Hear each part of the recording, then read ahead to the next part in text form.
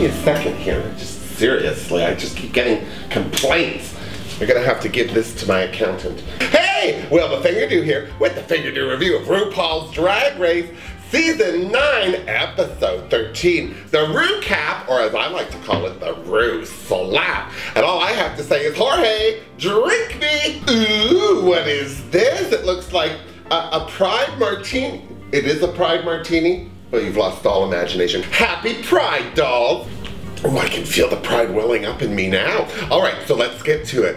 Well, the Ru-Cap. First of all, I would just like to say, I absolutely love Sasha Velour's outfit. I can't believe they didn't feature it more and let her do a little runway. I mean, she looked like one of those weird scrunchy slash tub toys, and I like that in a girl, I'll just say right now. Okay, so the girls started off their reunion by picking on Alexis Michelle. Now, I'm just gonna say this right out of the gate.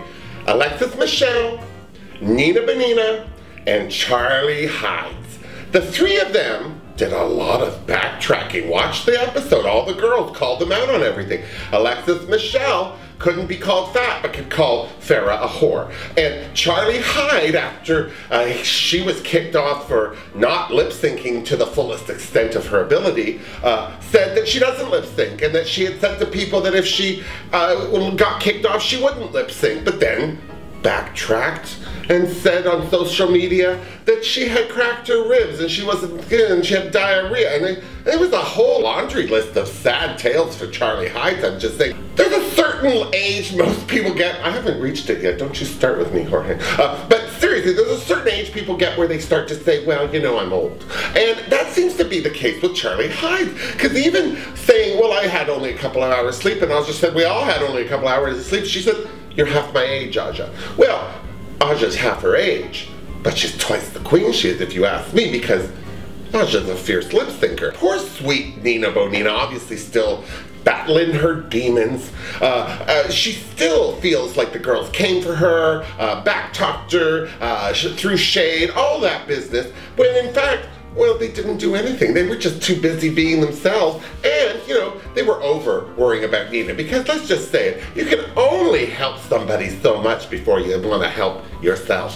I am just saying. One of the nice things was to see Eureka back, because, you know, technically she got eliminated by herself, and she's coming back for season 10. So she's almost a do-over. It's almost like you want to put a sticker over her face. She wasn't there. Let's just pretend she wasn't there. I would just like to point out, James Mansfield did fabulously on this reunion because she said nothing. She said nothing until they started doing the library, and then she threw that great shade at Valentina saying, well, I had something to say, but I forgot the words. So funny. James Mansfield, you are a classy act. You got kicked off, you got picked on, you have been nothing but lovely on your videos still, you're not throwing any shade.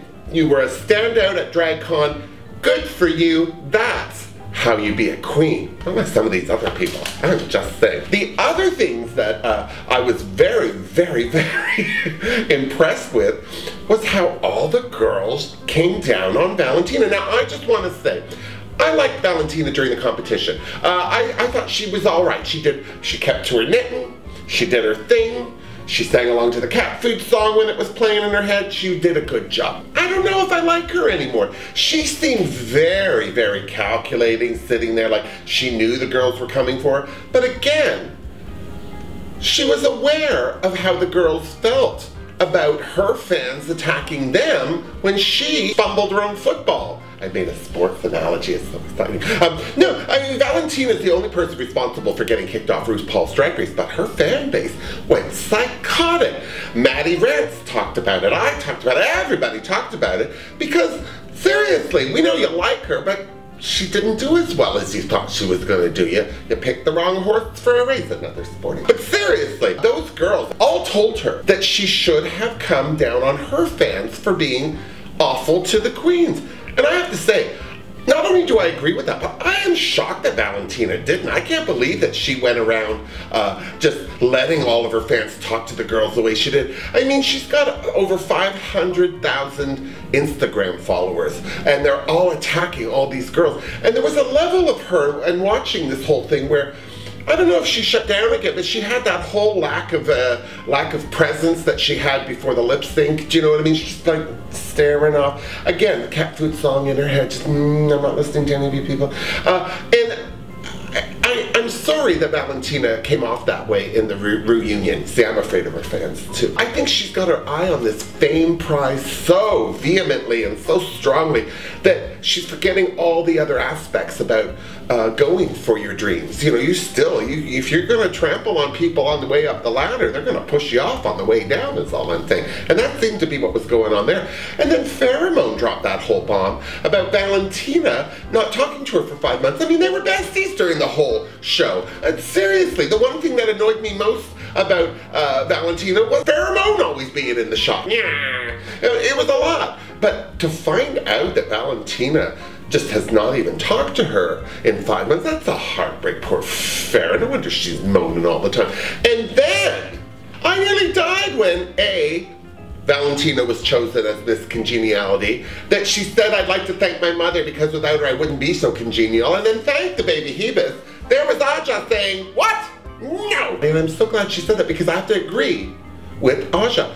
Valentina is a fan favorite. She was a fierce queen. Short of the lip sync thing, she was doing a great job on the show. Seriously.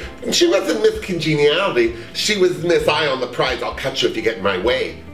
But here's the thing. Who was? We can't pick Miss Congeniality from the top 4, so who else left? Well, Eureka, she got kicked out early. You could call her Miss Congeniality as a fan favorite again.